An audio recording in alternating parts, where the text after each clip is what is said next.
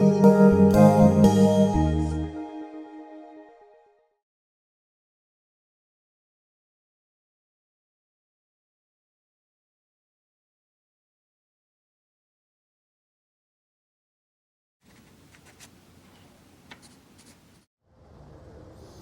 the 21st century, we live in a complex and fast-changing world.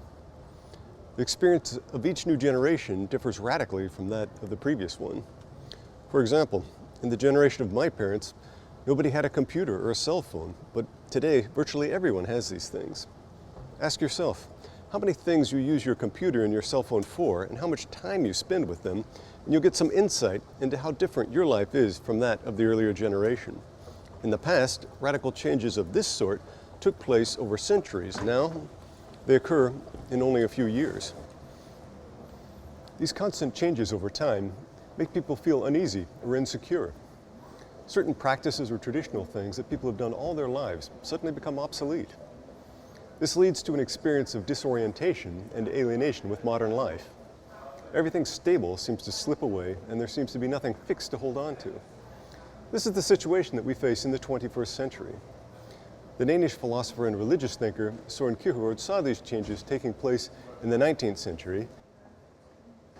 While Kierkegaard never heard of the internet, the iPad, or the digital camera, nonetheless, he had great insight into modernity. Today, we can read his works, and they can help us to understand the world around us and our place in it. Hello and welcome, wherever you may be around the world, in Asia, Africa, the Middle East, the Americas, or Europe. Welcome to the course, Søren Kierkegaard, Subjectivity, Irony, and the Crisis of Modernity. My name is John Stewart, and I'm a scholar at the Søren Kierkegaard Research Center at the Faculty of Theology from the University of Copenhagen. In this course, we'll examine the thought of Søren Kierkegaard, a unique figure who has inspired, provoked, fascinated, and irritated people ever since he walked the streets of Copenhagen. We'll follow in Kierkegaard's footsteps and see the actual places where he lived and wrote his famous works. Today, scholars argue about whether Kierkegaard was a philosopher, a theologian, an inspirational writer, a literary author, a psychologist, or something else altogether. In the end, he was a little bit of all these things, and his highly creative form of writing makes it difficult to say exactly what genre he was using or what academic field he belonged to. This feature of his writing is reflected in the complex history of the reception of his thought. His works have been enormously influential for a number of different fields. For example, philosophy, theology, religious studies, literary theory, aesthetics, and psychology. That a single thinker can appeal to people in so many different disciplines is interesting in itself, but the truly odd thing about this reception is that he has had an appeal to people who radically disagree among each other and thus represent conflicting positions. He's been seen as an advocate of both progressive political views and reactionary ones. He's been celebrated as both an existentialist and an essentialist. He's been hailed as both a critic of German idealism and a follower of it. One explanation for this odd aspect of his reception is that there's something undetermined or open-ended about Kierkegaard's writings that allows him, in a sense, to speak to everyone. And in his works, rich and diverse as they are, one can always seem to find something special that gives one special insight into one's own life and situation. I hope that all of you around the world will find this to be true as you begin to read the text for this course. I hope that you will find in his text something that speaks to you personally. In this class, we'll explore how Kierkegaard deals with the problems associated with relativism, the lack of meaning, and the crisis of religious faith that are typical of modern life. In his famous work, The Concept of Irony, from 1841, Kierkegaard examines different forms of subjectivism and relativism as they're conceived as criticisms of traditional culture. What do we mean by these terms, subjectivism and relativism? We say, for example, that a certain law or custom is merely relative in the sense that it is only accepted in one culture or society but rejected in others. When we make statements of this sort, they're usually critical and intended to undermine the validity of the law or custom at issue. In other words, if something is merely relative, then it doesn't have absolute validity or authority, and therefore we can choose to follow it or not. This is the way that we're used to talking about things like relativism and subjectivism. Kierkegaard refers to these different tendencies under the heading irony. Why does he use this term? Sometimes When people today say that something is ironic, they mean that it was an unfortunate or fateful event. For example, in the sense that one might say that when a bad thing happened to a bad person, that this is ironic. But this isn't what Kierkegaard means. Instead, when we're ironic about something, we say the opposite of what we really mean, and the context alerts the listener to this. For example, here in Copenhagen, when we're having bad weather with violent rain or heavy snow, I might say, it's wonderful weather that we're having. Since the person addressed knows that the weather at the moment is in fact very poor, they immediately know that I don't literally mean what I'm saying, but rather that I'm being ironic. This is the way irony is commonly used. But irony can also be used in a critical manner. For example, in politics, if I disagree with a specific policy or a proposed law, I might say, that's a great policy, or that's a great law, thereby meaning exactly the opposite. It's this critical sense of irony that is the kind of thing that Kierkegaard has in mind when he associates it with subjectivism and relativism. With this kind of irony, one can criticize accepted customs and practices, and indeed, absolutely anything at all. In the concept of irony, Kierkegaard compares irony in the form used by the ancient Greek philosopher Socrates with modern irony, which is represented by the German Romantics in his own day. In both cases, an attempt is made to use critical reflection to call into question traditional beliefs and ways of thinking. While Kierkegaard is critical of the Romantics, he has great praise for Socrates. Indeed, he takes Socrates as his model in his attempt to criticize his own Danish culture and its conception of religion in the 19th century. By contrast, the Romantics are seen to represent a typical modern kind of problem that we just mentioned: subjectivism, relativism, nihilism, alienation, lack of meaning, and so forth. As the modern movements of existentialism, post-structuralism, and postmodernism reveal, the issues that Kierkegaard addressed are still among the central problems of philosophy today.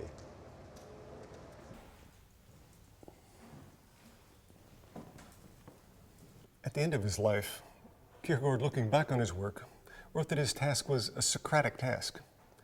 Moreover, he says, quote, "The only analogy I have before me is Socrates."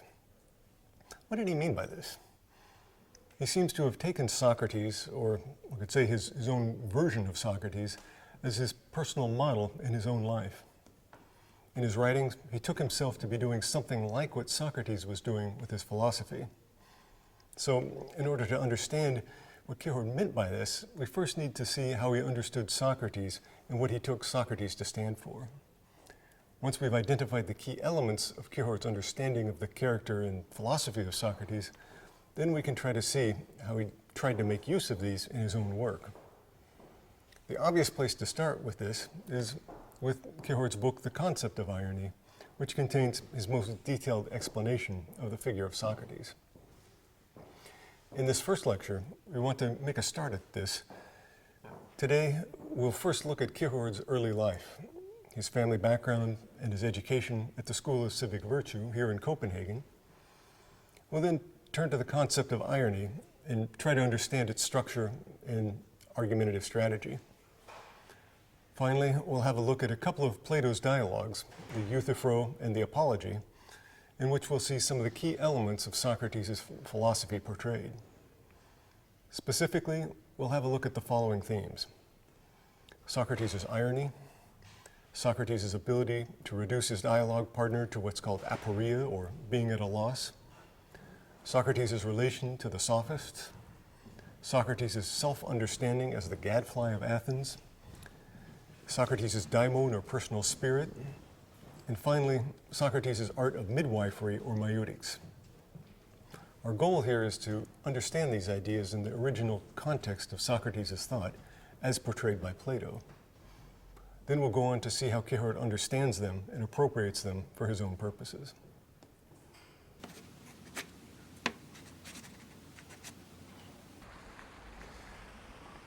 Søren Kierkegaard was born here in Copenhagen on May the 5th, 1813. He came into the world in a house that stood here in Nytorv. Unfortunately, the house was destroyed in 1908, but we can see it portrayed in pictures from the period. The building stood next door to the dominant structure on the square, the courthouse with the large neoclassical columns. Kierkegaard lived during the rich period in Danish cultural life that's usually referred to as the Danish Golden Age. This was the period when people such as the fairy tale author Hans Christian Andersen and the physicist Hans Christian Ørsted flourished. Copenhagen was a relatively small town at the time, and all these figures knew each other and mutually enriched each other's work. For example, Kierkegaard's first book, From the Papers of One Still Living, was published in 1838 and was the criticism of a novel by Hans Christian Andersen. Although this was a rich cultural period in Denmark with regard to economics, at the time of Kierkegaard's birth, Copenhagen was a poor city in an impoverished country. In the year when he was born, the Danish state had gone bankrupt. There were only a few people who could preserve their property in these difficult times. Kierkegaard's father, a man named Michael Petersen Kierkegaard, was one of these few. He bought a house on Nytorv in 1809, a couple of years before Kierkegaard's birth. Michael Petersen Kierkegaard was born into a very poor family. He came from Jutland to Copenhagen when he was 12 years old. In Copenhagen, he became an apprentice in a wool business of his own uncle's. And after about 10 years, he became independent and had his own business. He was extremely successful and in time became rich. Kierkegaard's mother, Anna Sorensetter Lund, was the father's second wife. She was the maidservant in the father's house, and they married 13 months after the death of his father's first wife. Kierkegaard's father was a profoundly religious man, and Kierkegaard was raised in the tradition of Lutheran Christianity. This stamped the character of Kierkegaard and his elder brother, Peter Christian Kierkegaard, who went on to study theology and became a leading pastor and later bishop in the Danish church. When Kierkegaard was a boy, his nickname around the house was the Fork. The reason for this was that one day when he was asked what he wanted to be when he grew up, he replied, "A fork." When asked why a fork, he responded, "Then I could spear anything I wanted on the dinner table." When he was then asked, "But what if we were to come after you?" he replied, "Then I'll spear you." This story evidences the fact that the young Kierkegaard was a provocative lad who enjoyed getting the better of people. Søren Kierkegaard was the youngest of 7 children. All of Kierkegaard's brothers and sisters died at a fairly young age, with the sole exception of his elder brother, Peter Christian. The early deaths of his siblings caused a shadow of melancholy to hover over the Kierkegaard home. By 1834, when Kierkegaard was just 21 years old, only he, his brother Peter Christian, and his father remained. All of the others, 5 brothers and sisters, and his mother, were dead.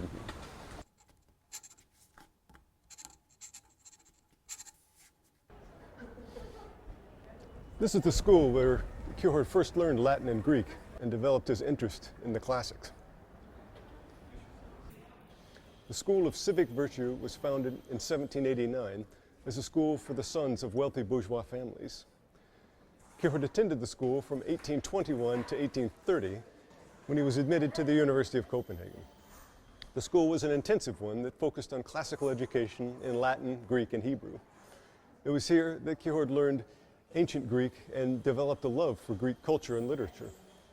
During his time at the school, he studied in Greek Homer's Iliad and Odyssey, and some of Herodotus' histories, and some of the New Testament.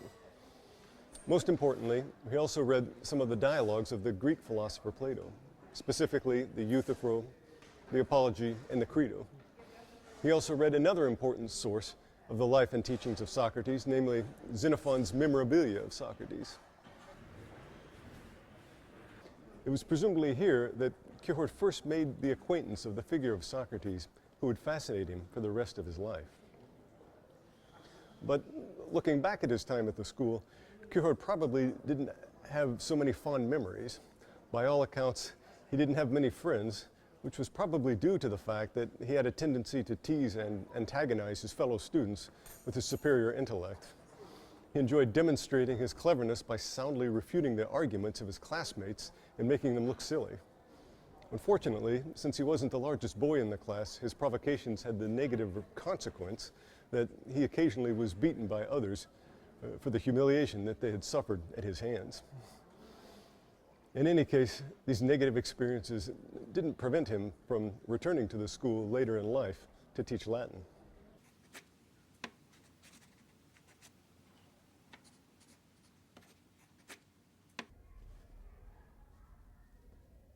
Kierkegaard's book, The Concept of Irony, is divided into 2 large parts. Part 1 is entitled The Position of Socrates Viewed as Irony. In this part, he compares the picture of Socrates that's presented by the 3 main ancient sources, Plato, Xenophon, and Aristophanes. As we know, Plato and Xenophon were both students of Socrates, who wrote dialogues in which they presented the beloved teacher as the main speaker. Aristophanes, by contrast, parodied Socrates in a humorous manner in the comedy The Clouds. The view that Kierkegaard consistently urges throughout his analysis is that Socrates doesn't have any philosophical doctrine or theory, but rather he merely contradicts or refutes what others say without presenting anything positive in his own name. In this sense, Socrates represents a negative, destructive force. Kierkegaard doesn't mean that Socrates is negative in the sense that we mean today when we talk of someone, for example, having a negative disposition, that is, someone who's pessimistic. Rather, Socrates is negative in the sense that he refuses to present a positive thesis or doctrine with concrete positive content. His undertaking is negative insofar as it's designed to undermine the position of others. In the first part of the work, Kierkegaard wants to establish that this interpretation of Socrates is, in fact, well grounded in the ancient sources themselves. This first part of the work is followed by an appendix called Hegel's View of Socrates. This refers to the treatment of Socrates by the German philosopher Hegel in his lectures. Hegel's interpretation of Socrates and his role in the development of philosophy and culture was profoundly influential at the time. Kierkegaard knew this and made a careful study of Hegel's different accounts of Socrates, which he critically built on in the concept of irony. So in order to understand Kierkegaard's picture of Socrates, we also have to have some insight into Hegel's interpretation and Kierkegaard's response to it. This will be the subject of the second video lecture.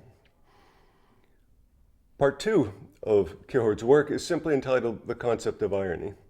It's here that Kierkegaard treats the modern form of irony in the German Romantics. While Socratic irony was given a generally positive treatment, the Romantics are criticized as using irony in the service of relativism or nihilism. Their goal is simply to undermine bourgeois society, but there's no truth or deeper meaning that they wish to propose to replace it. The final short section of the work is entitled Irony as a Controlled Element, The Truth of Irony. This section has been quite controversial in the secondary literature.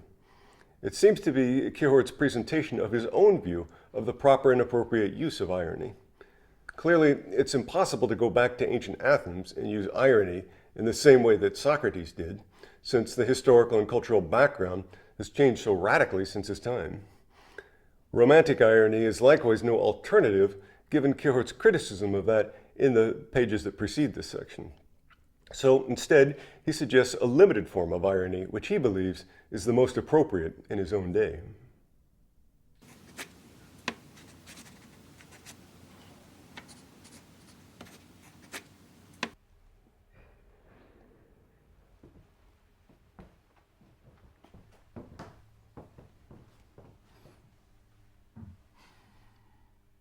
The central focus of attention in most of the concept of irony is, without a doubt, Socrates. But it was not just in the concept of irony that Kierkegaard examined the teachings of this philosopher. Rather, he was fascinated with the figure of Socrates, whom he returned to throughout his life. What was it about the ancient Greek philosopher that interested Kierkegaard, and what's meant by Socratic irony? Socrates lived in ancient Athens in the 5th century BC, and his work has been recorded in the form of dialogues by his student Plato. In 399 BC, Socrates was brought up on charges by his fellow Athenians and sentenced to death. The dialogue The Apology is an account of his trial, and the dialogue The Phaedo is an account of his final hours and his execution by drinking hemlock. Socrates spent much of his time walking around the city and talking with people. He went to people who claimed to know something about some specific area and asked them about it. Claiming to be ignorant, he begged his discussion partners to enlighten him on whatever topic they claimed to know something about. Thus, he would begin a dialogue with them. What's known as Socratic irony usually appears at the beginning of these exchanges, when Socrates gets his interlocutor to explain something to him or to give a definition of something. One can see this illustrated in the dialogue The Euthyphro. In this work, Socrates goes to the courthouse at Athens to stand trial for the charges raised against him. There, he meets an acquaintance, Euthyphro. The two greet and ask each other what business they have at court. To Socrates' astonishment, Euthyphro explains that he's bringing charges against his own father. Needless to say, this is something very unusual, especially in ancient Greece, where respect for one's father was a highly cherished and time-honored value. Socrates can immediately see the obvious contradiction between the love and respect that one owes one's father and Euthyphro's action. But instead of pointing out this contradiction, he pretends to assume that there must be something that he has not understood, and that Euthyphro must have some special knowledge into this matter. Socrates explains, quote, "Good heavens, of course most people have no idea, Euthyphro, what the rights of such a case are. I imagine that it isn't everyone who may take such a course of action, but only one who is far advanced in wisdom." This sounds like a compliment in the ears of Euthyphro, who fails to see the irony in it. And so he responds self-confidently, "Far indeed, Socrates." Euthyphro goes on to assure Socrates that he is in fact an expert in such things, and Socrates seems to assent to this. One can also see Socrates' irony at the end of the dialogue, when Euthyphro grows tired of Socrates' refuting every answer that he gives, and suddenly runs off. Pretending to have an urgent appointment, as Euthyphro hastens away, Socrates feigns a great disappointment, since he thought that he was going to learn something about piety from Euthyphro. Socrates seems almost to heckle Euthyphro, saying that without his instruction, he's condemned to live in the ignorance of his own views for the rest of his life. By claiming not to know anything himself, and by getting Euthyphro to boast about having expert knowledge, Socrates is free to ask Euthyphro questions, pretending to want to learn from him. Euthyphro would look silly if, after having claimed to be an expert, he refused to answer him. Maybe you happen to know someone like Euthyphro, someone who claims to be a big expert about something, but really who doesn't know very much, although they're very proud of their knowledge. What Socrates realized was that it was easy to get people like this talking when one flattered them for their expertise. So in this way, the Socratic dialogue is initiated. Socrates' irony is a key factor in this process. At first glance, he seems to be ironic first about not knowing anything, since clearly the ensuing discussion demonstrates that he in fact knows something about the topic, and second, about granting that Euthyphro does know something or is an expert. Kierkegaard was fascinated by this since he saw in his own Danish society of the 19th century people like Euthyphro who claimed to have knowledge about things about which they were in fact ignorant. He was intrigued by Socrates' use of irony to bait these people so that they would fail once they began to explain what they thought that they had understood.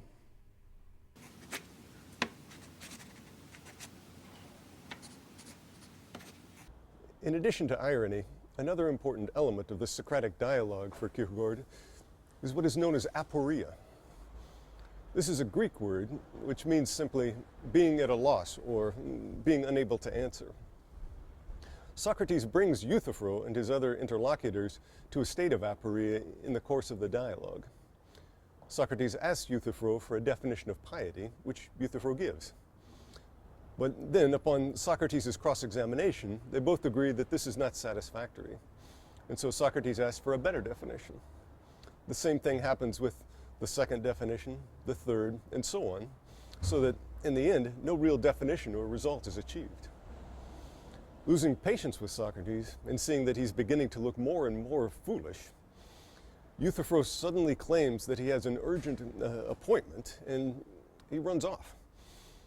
Thus, the dialogue itself ends in aporia, since no definition of piety is ever agreed to.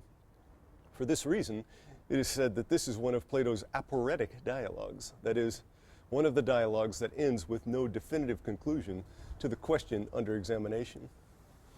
Now, usually, when one writes a philosophical treatise or tract, the goal is to demonstrate a specific thesis, to establish a specific point.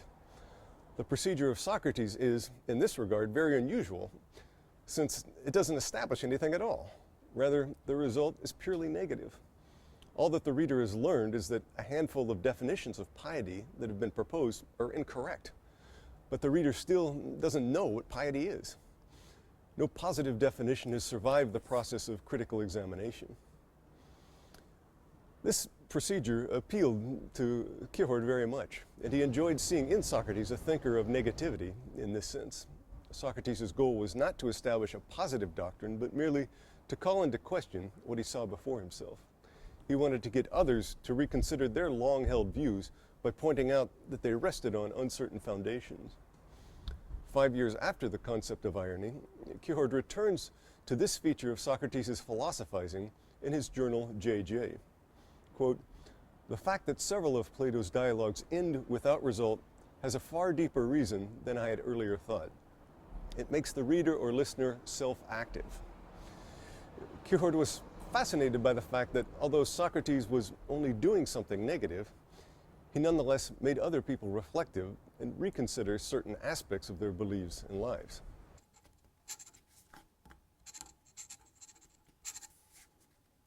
In the 5th century BC, there were in Athens at the time a number of traveling scholars of rhetoric who would give lessons to the sons of rich families for a fee. These figures were known as the Sophists. They claimed to be able to teach useful skills such as public speaking, logical reasoning, and argumentation, along with providing general knowledge of the different fields. Like some lawyers today, these figures had a somewhat shady reputation at the time for being able to twist words and to win cases for implausible or even wrongful positions.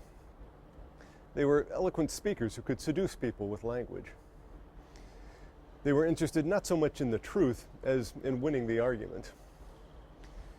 Since Socrates was often seen in the streets, apparently giving instruction to young men, he was associated with the Sophists by many of the people of Athens, and thus one of the charges leveled against him is that he makes the weaker argument the stronger, since this is what the Sophists were known to do. But Socrates vehemently rejects this association. He points out that, unlike the Sophists, he doesn't claim to know anything, and thus doesn't teach anything. The young men come to listen to his discussions simply because they find it amusing to see him interrogate people in his own special way.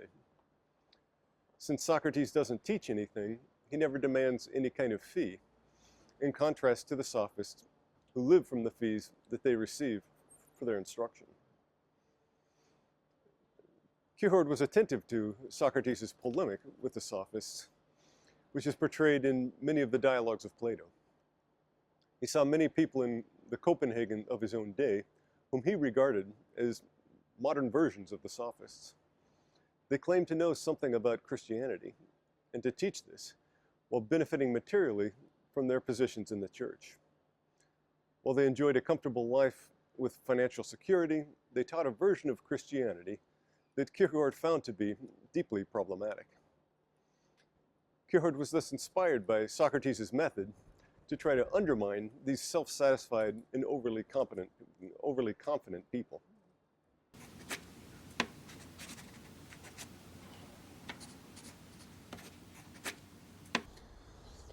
Socrates' procedure of questioning people irritated a number of his fellow citizens who felt publicly humiliated, especially when Socrates would refute them in front of a crowd of bemused young men. So some of his enemies raised charges against him, and he was forced to defend himself in a trial. But when asked to explain why he goes around Athens and harasses his fellow citizens in this way, Socrates tells the story of a friend of his who went to the oracle at Delphi. In ancient Greek society, the oracle was a revered religious institution. It was believed that the god Apollo spoke through the priestesses there. Whenever some important decision needed to be made, either about some private matter or about some larger matter of the state, it would be typical that one would go to the oracle in order to ask the god if the proposed plan would prosper. Socrates' friend asked the god if there was anyone who was wiser than Socrates, and the god replied through the priestess that, in fact, there was no one. When his friend reported this, Socrates was perplexed by the answer, since he couldn't think of anything that he had any special knowledge about. Indeed, he saw many people around him whom he considered to be much wiser than he about a number of different things. And so he set out to ask these different people about what they knew. As it turned out, he went around from one person to the next. Each of them pretended, like Euthyphro, to be a great expert at something, but in the end, after Socrates' questioning, they proved to know nothing at all. Socrates was then led to the conclusion that he was wiser in the sense that he at least knew that he did not know, in contrast to others who claimed to know things that they did not know. This, he thought, must be the meaning of the oracle. Socrates' knowledge was not some positive knowledge about some concrete sphere of thought or activity, but rather a negative knowledge. Paradoxically, Socrates' knowledge is that he does not know anything at all. So Socrates came to believe that he had been given a divine mission and that it was his religious duty to go around Athens and to test people's claims to knowledge. This was his explanation to the jurors for why he acted the way he did. Socrates uses the image of a gadfly as an analogy to his action. A gadfly goes around and irritates a horse by constantly buzzing around and landing here and there on it. Socrates sees himself as doing the same thing with his fellow Athenians. He explains, quote, "I think the god attached me to the city, the sort of person who never ceases provoking you and persuading you and reproaching each and every one of you the whole day long, everywhere I settle." Socrates thus portrays himself as the gadfly of Athens, who performs a beneficial, although irritating function of keeping people from falling into complacency and constantly keeping them on their guard with respect to their claims to knowledge. Socrates thus regards his work as a religious calling. He's not interrogating people on the streets because he likes to do so or because he personally might think it's a good idea, but rather he sees himself as following the command of the god. It's his religious duty to do so. This was the image that Kierkegaard relished, and he came to conceive of his own task as like that of Socrates. He believed that through his writings he could in effect be the gadfly of Copenhagen, keeping his fellow countrymen from falling into complacency.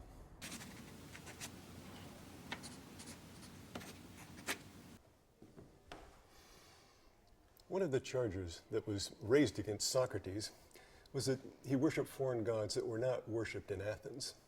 This charge refers to what Socrates called his daimon. This is a Greek word that means literally a god or a spirit. In many of the Platonic dialogues, mention is made of Socrates' daimon as a kind of personal spirit or inner voice that advises him.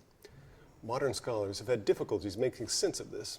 Some try to interpret it as the voice of conscience, while others regard it as a form of superstition, something like a guardian angel. At his trial, Socrates explains the daimon as follows. Something divine and spiritual comes to me. This has been coming to me as a kind of voice beginning in childhood, and whenever it comes, it always diverts me from what I'm about to do, but never urges me on. So Socrates claims that he has a private inner voice that prevents him from getting into trouble by telling him not to do something that is ill-considered. But the daimon never offers him any positive suggestions for what he should do. The daimon is purely negative. Socrates believes this also to be a part of his divine mission, or to be a part of the divine will. When the jurors convict him of the charges and sentence him to death, he claims that he's not concerned about this, since throughout the entire trial, his daimon never once raised an objection or anything against anything he was saying or doing, a fact which Socrates takes to mean that everything is proceeding according to the divine will. Therefore, he concludes that he has nothing to fear. This was also an idea that Kierkegaard identified with. In his work, The Point of View from My Work as an Author, in which he reflects on his life and his writing career, he explains his conviction that his life has been driven by an invisible divine governance. God had a plan for his life, which Kierkegaard unwittingly realized.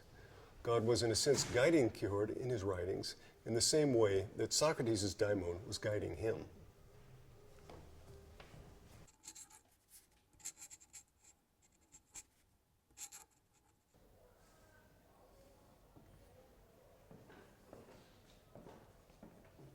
Another feature of Socrates' thought is what is referred to as maieutic, or the art of midwifery.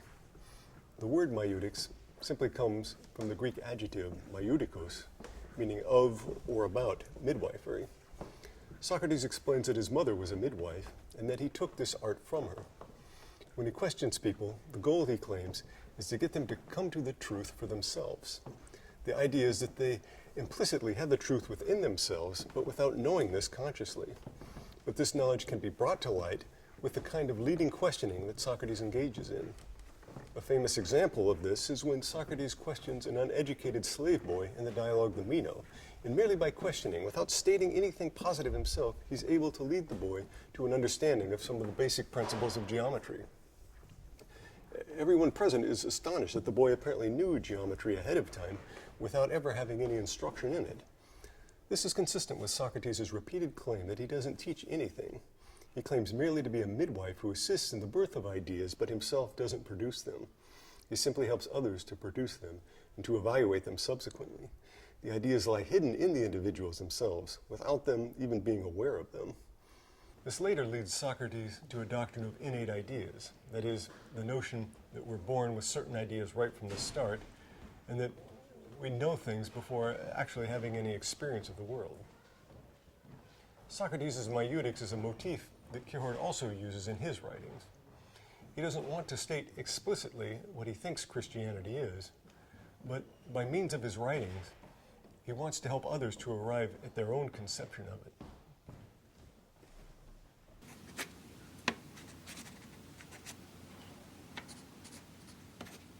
I'm glad to have with me today Professor Peter Scheude from the Slovak Academy of Science in Bratislava.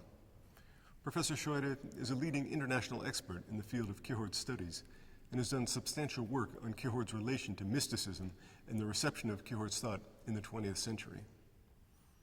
Professor Scheude, why do you think that Kierkegaard makes use of Socrates, a pagan philosopher, in order to illustrate the problems of Christianity, Christendom in his own day? Kierkegaard says sometimes that his philosophy revolves around a simple question. And the question is, what does it mean to be a Christian? And as we know, Kierkegaard posed this question to himself because it concerned his own life, his own existence. But he also posed this question to his contemporaries, to the age he was living in. And as far as he could see, for most people, this was an easy question with an easy answer.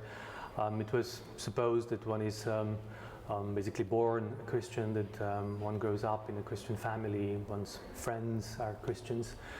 One lives in a Christian state, as some would consider Denmark to be.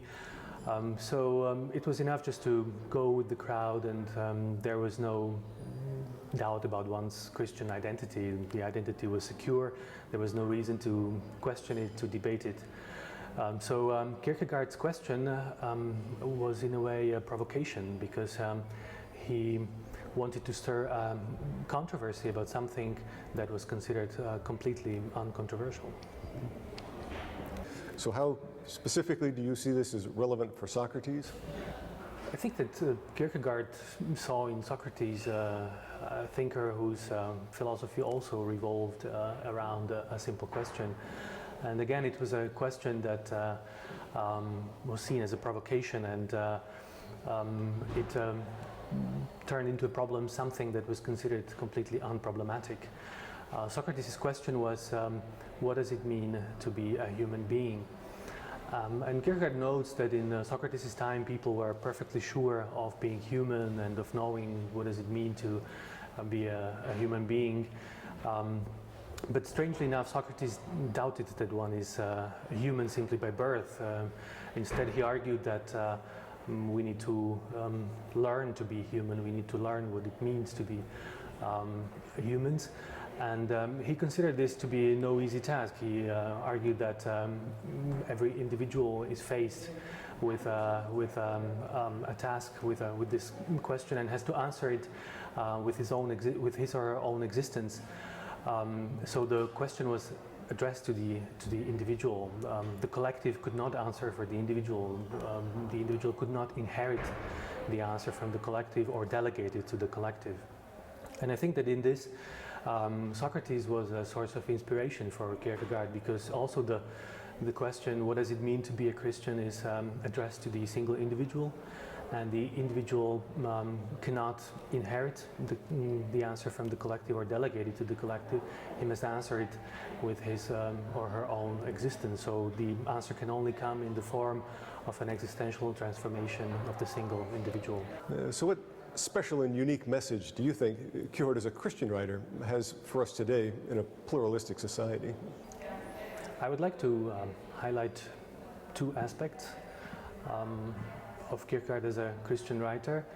I think these two aspects are in a creative tension.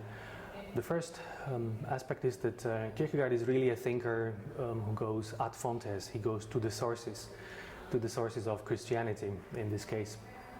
And that means first and foremost exploring the Bible. So when we read Kierkegaard, we see that he's a thinker who is an avid reader of the Bible. He's a very attentive reader. He has a great imagination, and he reads the Bible in a very creative way. So he plunges into the psychology of the biblical figures and explores their inner struggles.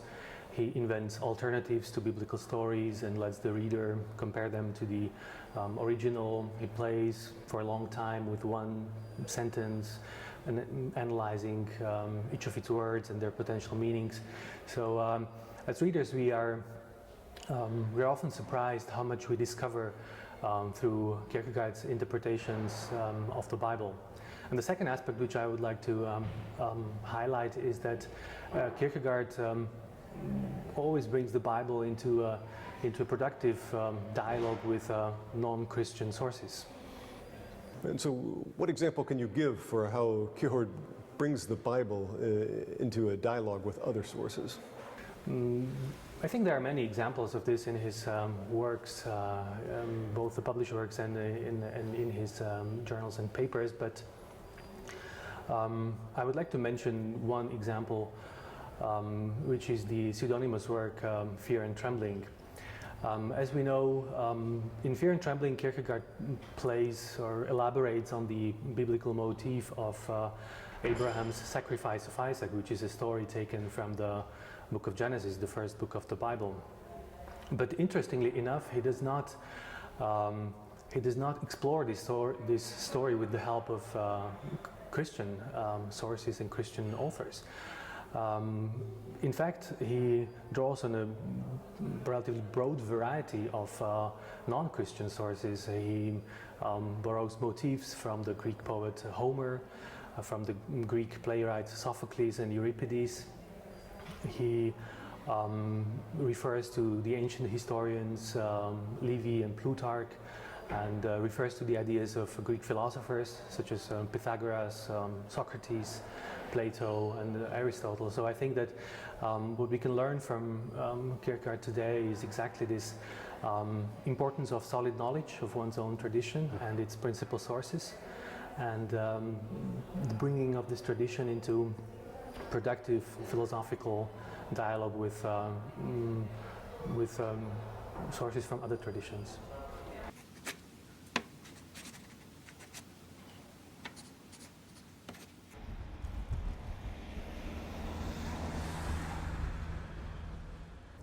One of the few friends that Kierkegaard had throughout his life was a man named Emil Buzen.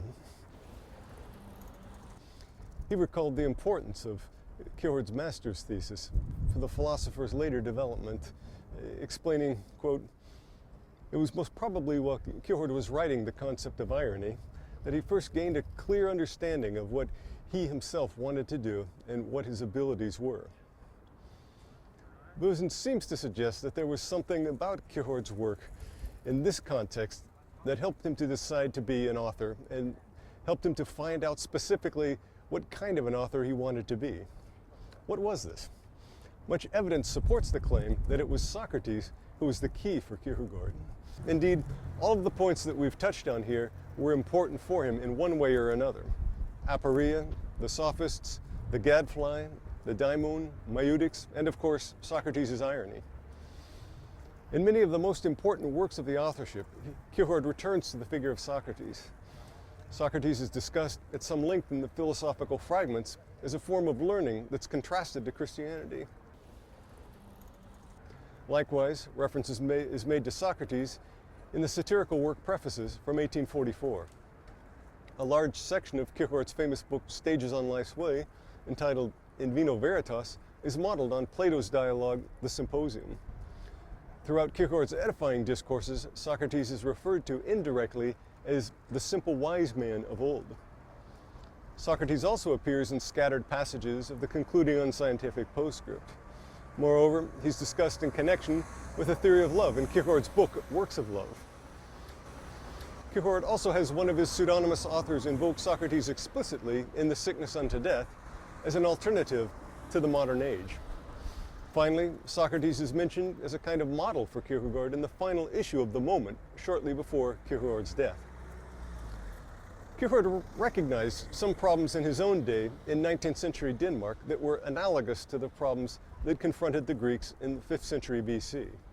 Moreover, human nature being what it is, he recognized many of his own contemporaries in the figures that are portrayed in the dialogues of Plato. Kierkegaard hit upon the idea that what was needed in his own time was a new Socrates. By this, he meant not someone who would come up with a new philosophy or a new doctrine, but rather someone who would disturb and provoke people, someone who would shake them from their complacency. This was the goal that he decided to set for himself. He would become the new Socrates, the Socrates of Copenhagen.